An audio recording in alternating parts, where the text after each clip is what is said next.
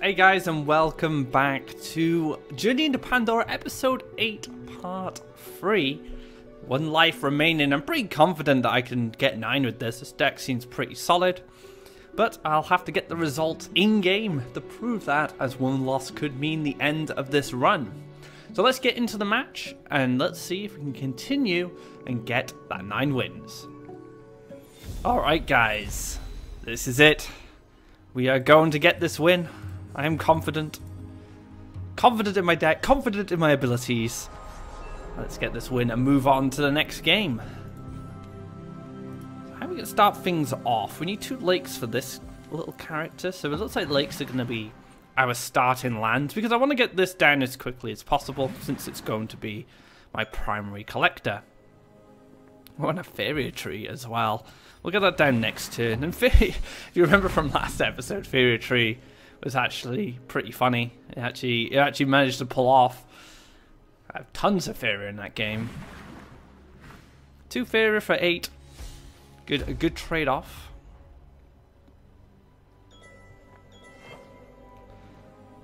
Yeah, we're just gonna get ready to go to this well here.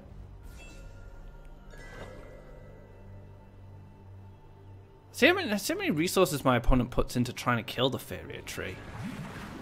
It's going to be an Archon. So Archon coming down pretty quickly here, trying to get that tree. And this is kind of what happened last time, right? We had the Faeria tree coming down, and my opponent just trying their best to make sure it doesn't live.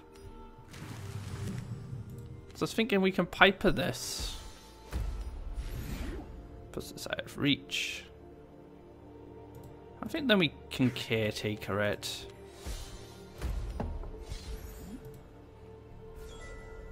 So nice protecting the tree here. That probably is going to be the primary goal going forward. Let's just protect this tree as much as possible. I'm sitting on a lot of Faeria, as you can see, getting that double collection early with the profit. Oh, that's kind of sad. Oh, and then going to get the enchant off. Sorry, the protection off as well into a Steam Forge. So a very powerful start from my opponent here with mono blue. Runin's Guidance. That is... It's kind of annoying actually that the protection did come down here, because now it's going to be difficult for me to clear this tree. So what do I do? What's the plan here? Maybe we could set up the Overgrown Tower in this spot. This moves down and hits it. I'm not gonna, the tree will live another turn. And then I could even like pre-buff this Tiki Caretaker to take care of the Archon. Although the protection is still gonna be there, that's the problem. It's a difficult one, for sure.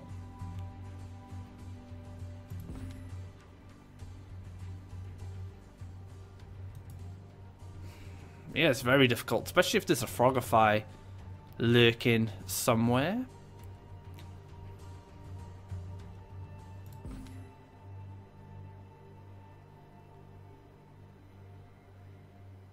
You know, I'm gonna go for this. It's a bit poor value in some ways, but it will protect my Faeria tree for a turn, hopefully.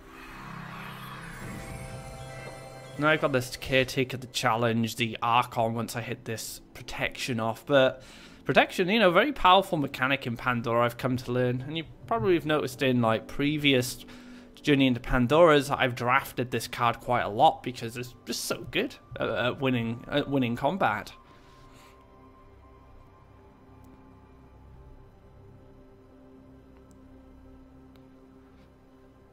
So looking to shimmy across and maybe just take the value here. Just assuming my tree... Yep. Ooh, Humbling Visions, eh? That's fine because I can power up now using, say, Runin's Guidance. Yeah, so I could do this.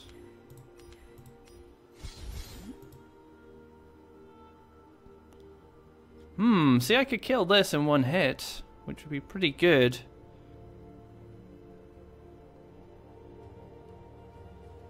But I want to protect the Faeria tree, so we're going to +1 into the Virgin Force. This gets to take value here on the Snowstorm Lancer, but I'm hoping this 10 Faeria is just going to be enough, you know, to give me that push I need to put me in a very strong position. I'm definitely the defender here, as you can see, and hopefully that'll turn around, especially if I could pick up like a Frog Tosser or something. That would be very useful in this position.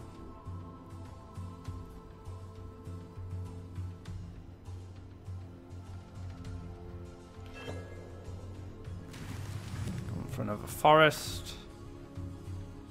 Teleport over here to collect.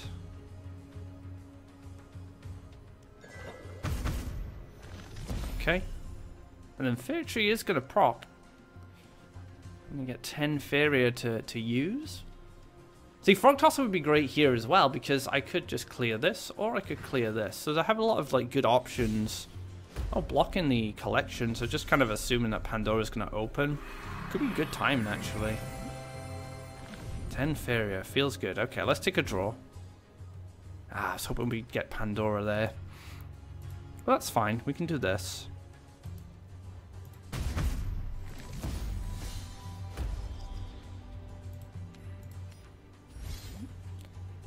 Let's put 1 damage out of reach. Although, if the Steam Forge hits it, I'm going to be in trouble. So let's put the Recoing gift on as well, the gift of Recoa. It's probably going to be a draw for my opponent here trying to open Pandora. Yep, takes a draw, doesn't get Pandora though, we're still in this. 10-5 is going to be a great defender. Unless it's like a Frogify or something, which would be a little sad, but I could deal with it. There's enough lakes for a Frogify as well. I'm really hoping for Frog Tosser, because Frog Tosser basically just allows me to kill this. But on the other hand, an Earthfire Shaker would be really strong as well. Goes to the cycle. Another Humbling Visions. Humbling Visions for days. My goodness. Alright, let's take the draw. No, it hasn't opened yet. What is this? Oh my goodness. No awakening from Pandora just yet. Let's make this a jumper. Let's give this a bit of mobility. Because we have the Frogify, so as long as I can jump away. See, that's so sad. Why did you get Pandora? Why couldn't I have it? And I would have had the Earthfire Shaker as well. Would have stopped an additional Faeria game from that cistern. Maybe I can get more value for an Earthfire Shaker now. We'll have to see.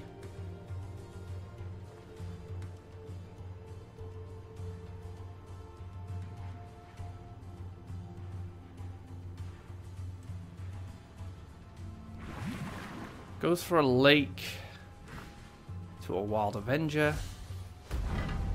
That kind of works out fine for me.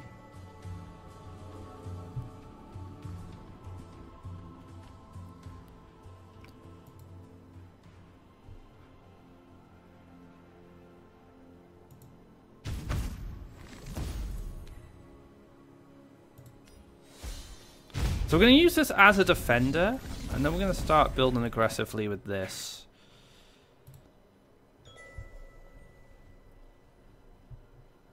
So I'm going to get an aggressive forest down next turn and just get the Oak Father. This can always jump back and help if it needs to.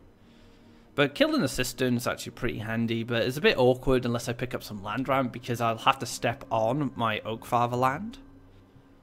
Which is something I don't want to do. Doom Scythe would be sad here because I put a 6-1 right up front of my home and I don't want that. I do not want this to get Doom Scythed.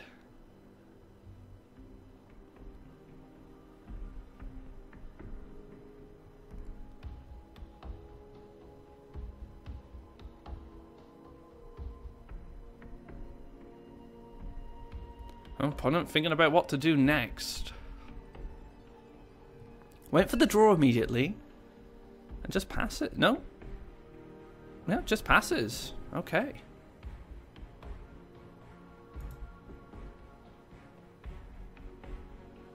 Stand on this lake.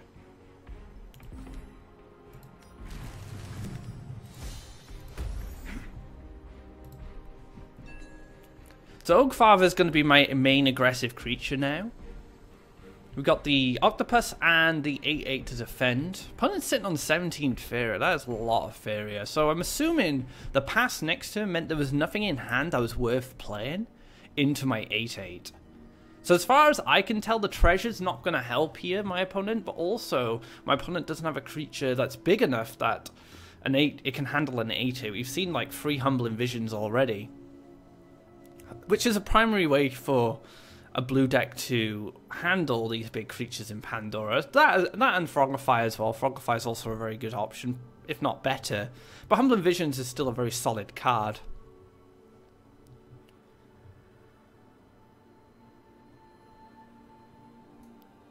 Alright, go for the Yaks. Yep. Yep. Go for the Battletoads. Very interesting, okay. I have a Battletoads of my own, at least.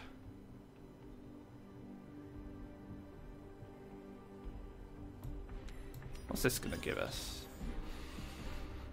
Okay, that's a big card.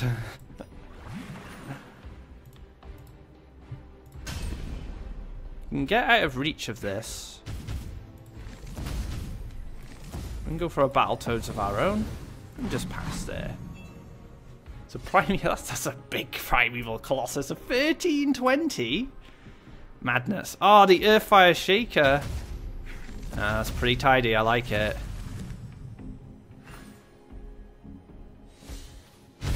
I get the Voice of Truth this. I don't even have to Frogify it because it just goes down to a 2/2.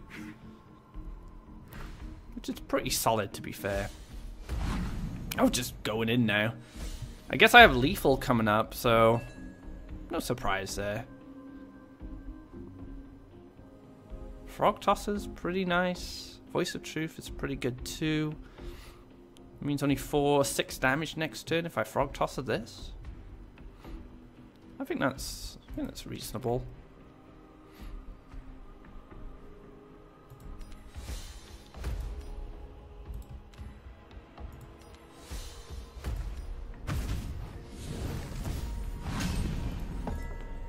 Alright. Looking good. And the Doom Scythe. Gonna clear. I have Equinox on the follow-up now, which is going to deal 6 damage to my opponent. I could also go for the... I'm not going to be able to afford both. I would like to get both the Yak and the Equinox, but that's not going to be an option. That's for a Campfire. Okay. Push 2 damage. Okay.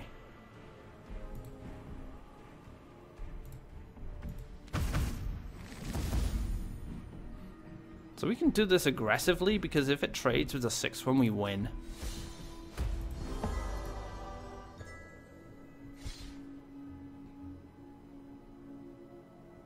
This is a Frogify now. If this is a Frogify now, I probably just lose. But I'm playing to the out. Oh, going for the heal. Okay. This Steamforge has been incredible. Just a Tiki Caretaker. Oh, man. So I went for a risky line. This is not lethal. It is lethal, actually, with a Steamforge.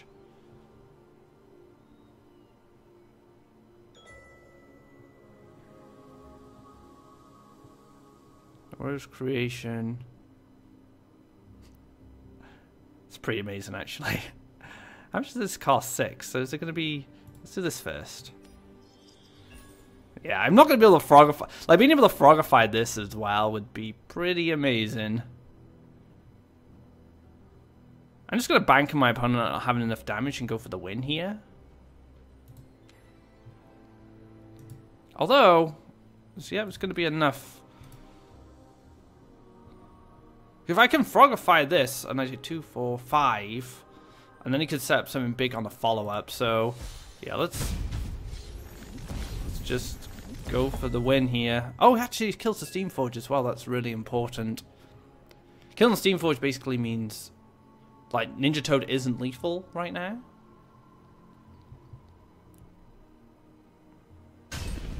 Pushes 7. Like, a taunt here, as long as it's not a structure, is fine, because I have the Frogify to stop the taunt.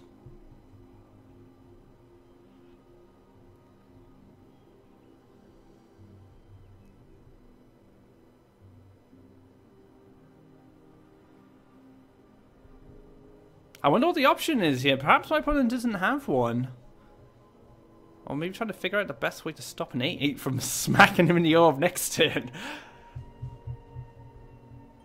What is the play? A Ninja Toad here is 3 damage. Puts me down to 1. Ninja Toad Campfire is lethal. Freedom Fire Campfire is lethal. Goes for a Frogify. That's pretty good.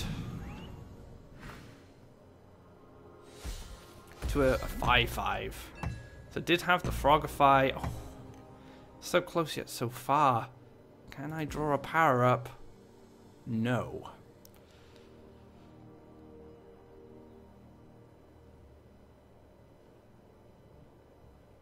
Had the Frogify as well. Oh man, that's just so sad. I'm so close. Just so close to lethal there. Yeah, sad times. Well played. Well played. And that is going to be it. So that does wrap up a very short third part. I felt kind of, that's really sad, my opponent having the Frogify, all the humbling visions. You know, I felt like I fought off my opponent really well there.